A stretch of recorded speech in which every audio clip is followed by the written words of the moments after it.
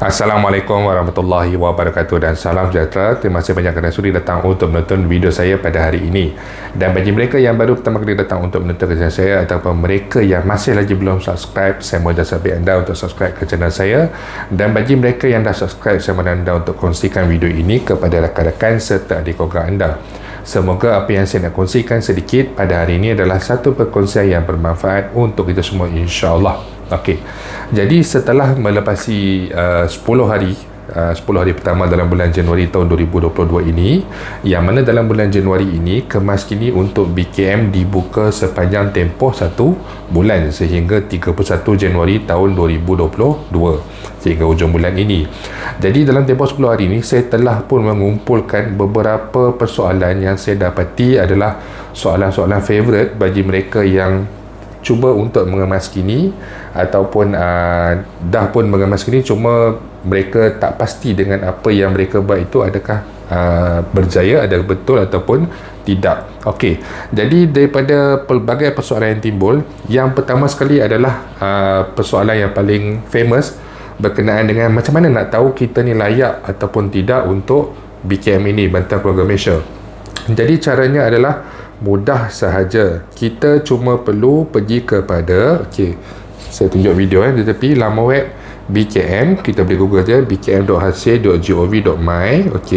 Kemudian klik pada login, masuk. Kita isi nombor IC kita seperti mana untuk BKC, seperti mana untuk BPR, BKP dan juga pelbagai bentuk yang lain. Isikan kata laluan kita, sama juga kata laluan seperti mana kita guna untuk BKC dan juga BPR sebelum ini. Okey, kemudian isikan totak dan log masuk. Bila log masuk, dia akan keluar profil kita dan kita klik pada sebarkan status. Nampak permohonan diterima.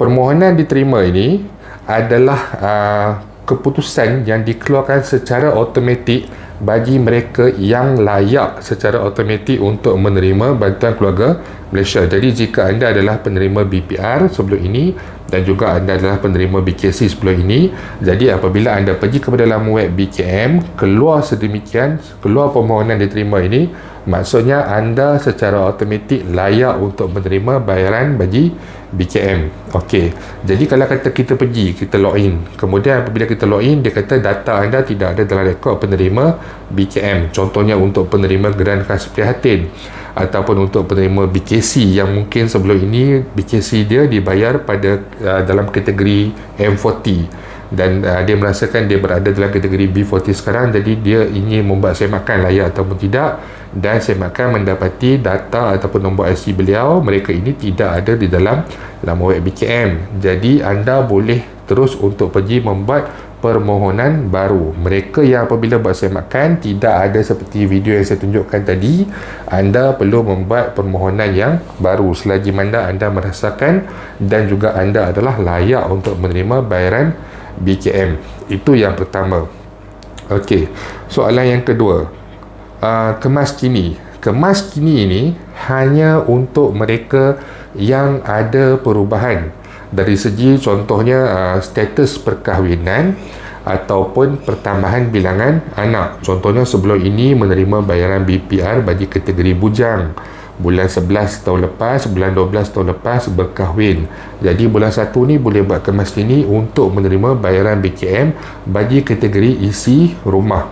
Ataupun sebelum ini anak ada 2 orang sahaja, kemudian bulan 11 yang lepas, bulan 12 yang lepas selamat melahirkan anak, bertambah lagi menjadi 3 orang. Jadi untuk anak 2 dan juga anak 3 ni, pembayaran untuk BKM nya adalah berbeza, ada perbezaan amount di situ. Jadi gunakan peluang yang ada untuk mengemas kini.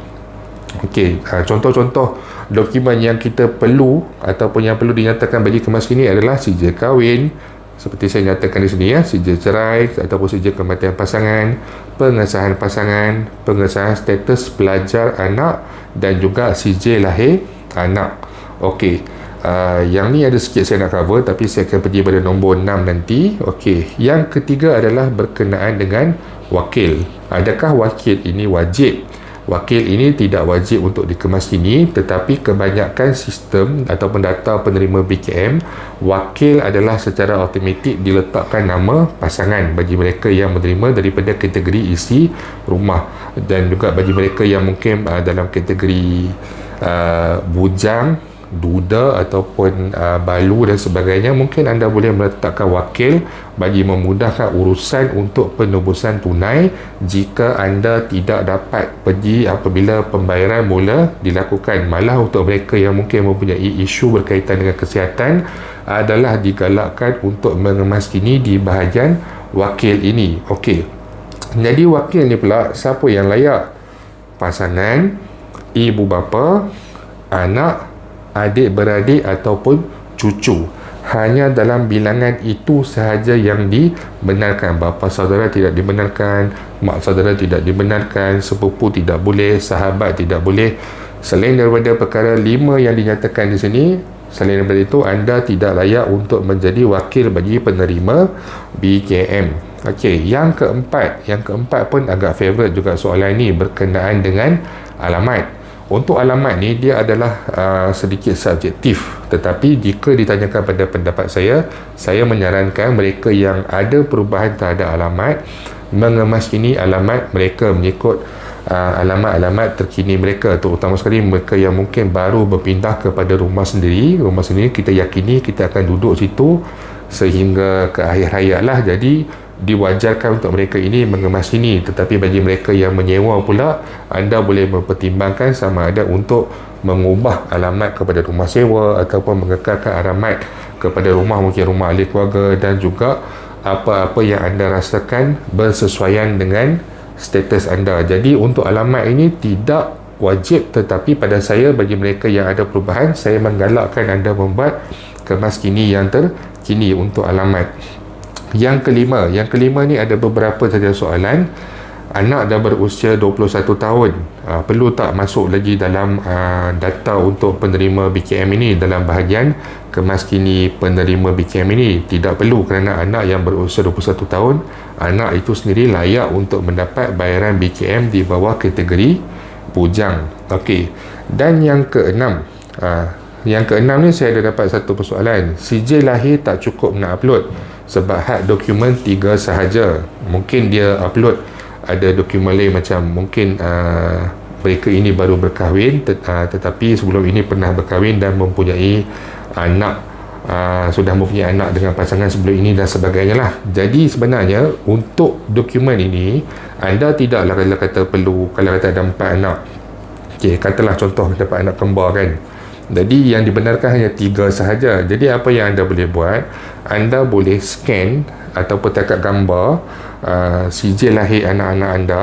dan satukan keempat-empat sijil lahir tu dalam satu file saja, dalam satu file PDF ataupun JPEG. Yang tu anda boleh Google macam mana nak satukan, ataupun bagi mereka yang ada masalah, anda boleh PM tepi saya dan insyaAllah saya akan cuba membantu memberi sedikit bantuan macam mana nak gabungkan. Jadi kalau boleh dalam satu kategori sijil lahir gabungkan, kalau ada nak kemaskini 3-4 anak, terus buat 3-4 anak dalam satu file sahaja, dan lagi 2 dokumen tu boleh gunakan dokumen-dokumen yang lain, mungkin sijil perkahwinan ataupun perkara-perkara yang berkaitan.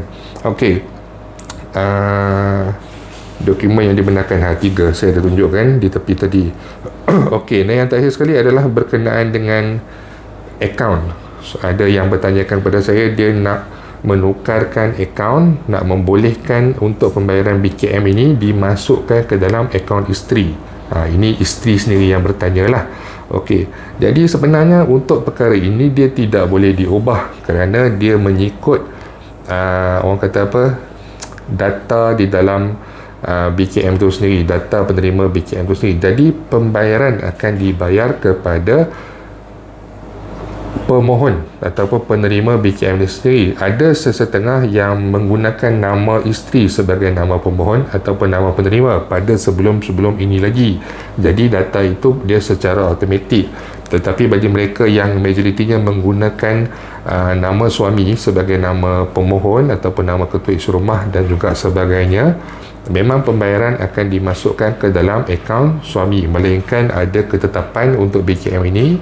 Contohnya pembayaran sebanyak 4 kali. Jika nak diselang-selikan, itu kita masih tidak ada lagi sebarang maklumat. Jika ada masalah berkenaan dengan pembayaran ni, ya maksudnya payah masuk akaun suami tapi suami tak bagi dan sebagainya, itu adalah masalah dalaman. Sebab untuk BKM ni, pihak pembayar tidak terlibat dalam isu-isu yang sedemikian. Mereka sudah melakukan pembayaran. Itu adalah salah satu masalah dalaman yang anda perlu bincangkan dan selesaikan diri, dan mungkin juga boleh mendapat nasihat daripada pihak-pihak yang lebih arif tentang perkara berkenaan. Okey.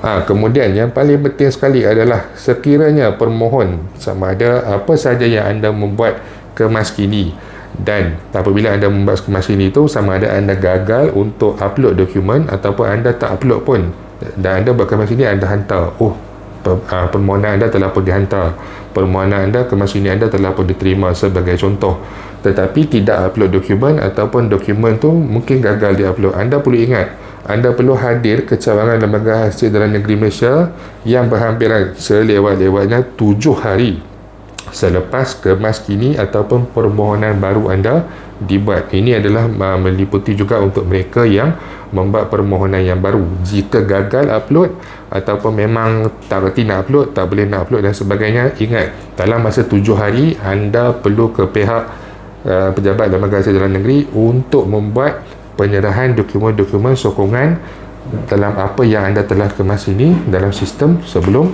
ini. Okey, jadi saya rasa saya telah cover 7 persoalan yang saya rasa paling banyak dipersoalkan dan paling banyak ditanyakan kepada saya, dan insyaAllah jika ada sebarang perkembangan terbaru ataupun jika ada sebarang persoalan terbaru, saya akan berkongsikan kepada anda semua kelak. Dan bagi mereka yang masih lagi belum subscribe, saya mohon anda untuk subscribe dan share video ini kepada rakan-rakan serta lingkungan anda. Itu saja untuk hari ini. Terima kasih banyak kerana sudi datang untuk menonton.